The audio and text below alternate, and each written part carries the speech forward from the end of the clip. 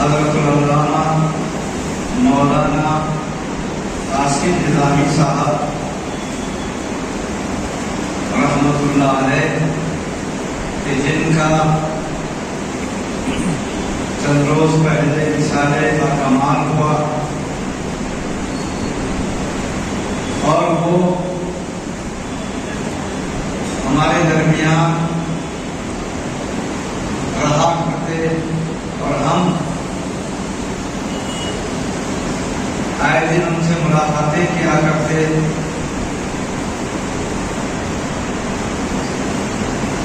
اور اب وہ ہمارے درمیان موجود نہیں رہے. عزیزان گرامی قدر، من اللہ یہ قانون ہے کہ ہر پیدا ہونے والا یہ آواز لگاتا ہے کہ مجھے ایک روز اس دنیا سے جانا ہے. اس کی پیدائش اس بات کی دلیل ہے کہ وہ ایک دن اس دنیا کو چھوڑ کر چلا جائے گا. اس لیے کہ معلوم تھا، موجود نہیں تھا، اللہ تعالیٰ نے اس کو وجود بخشا. اور پھر ایک ایسا وقت آئے گا کہ وہ موجود نہیں رہے گا، کوئی دنیا سے رخصت ہو جائے گا. یہ اللہ کا بنایا ہوا قانون ہے. ہر روز تقریباً 30 لاکھ بچے جنم پاتے ہیں اور اتنے ہی نفوس اس دنیا سے رخصت کیے جاتے ہیں. عرش الہی ہے تو پھر کسی سخی کے دل کے کرامت و بزرگی کا کیا اندازہ ہم کر سکتے ہیں؟ کسی حافظ قرآن اور عالم دین کے دل کا اور اس کے مقام و مرتبے کا ہم کیا اندازہ کر سکتے ہیں؟ جن دو بزرگوں کے ناموں کی نسبت سے آج کی محفل سجائی گئی ہے، یقین جانیں یہ جنتی میں سمجھتا ہوں یہ ہمارا جلسے کرنا، یہ تعزیت کے جلسے، تعزیت کس کے لیے ہوتی ہے؟ تعزیت انتقال کر جانے والوں کے گھر والوں کے لیے ہوتی ہے. پہلے میری ملاقات ان کی ابھی یہاں وہ امامت پر فائز نہیں ہوئے تھے. وہ ابھی نئے فاضلے نظامیہ ہوئے تھے، کامل میں داخلے کی سوچ رہے تھے. واڑی میں ایک بہت بڑا جلسہ منعقد ہوا تھا. بامبے کے خطیب اہل سنت مولانا منصور علی خان کا وہاں خطاب ہوا تھا. وہ بڑے معروف مقرر تھے. ہم نے بھی ان کا شہرہ سنا تھا.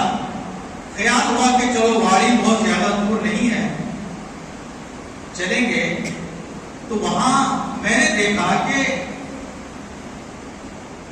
نظامت و نقادت کے فرائض انجام دینے والا ایک بہت ایکٹیو نوجوان تھا جس کی داڑھی ابھی کشکشی تھی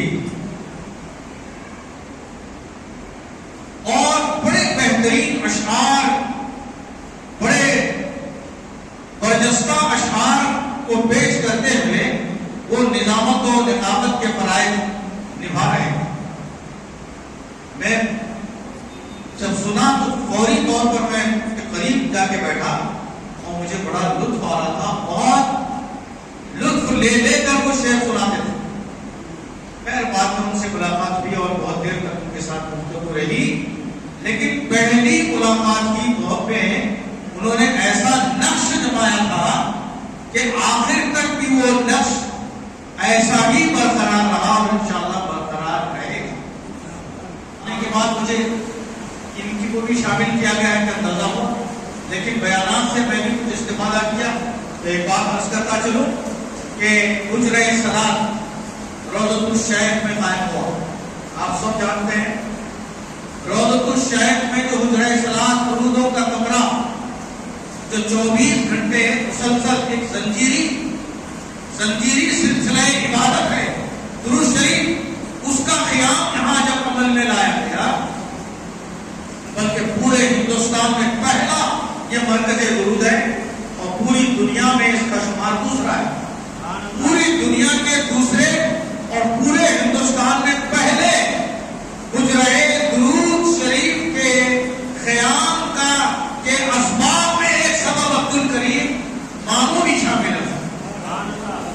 हाज़रीन, मैं अर्ज़ करूं समझता हूँ कि मौलाना अब्दुल रऊफ साहब के ज़ेर निगरानी हम भी पढ़े हैं और मौलाना हाफिज कासिम साहब हाफिज कुरान थे और ये अल्लाह के चाहने वाले थे और कई के अल्लाह के बारगाह में खिदमत अंजाम दी है। समझता हूँ अगर शायद आजा स्कूल में भी पढ़ाए हैं बच्चों को, तो भी के मामले में भी आपने काम किया है। तो अब्दुल करीम साहब मैं समझता हूँ कि एक शख्स ने घर बनाने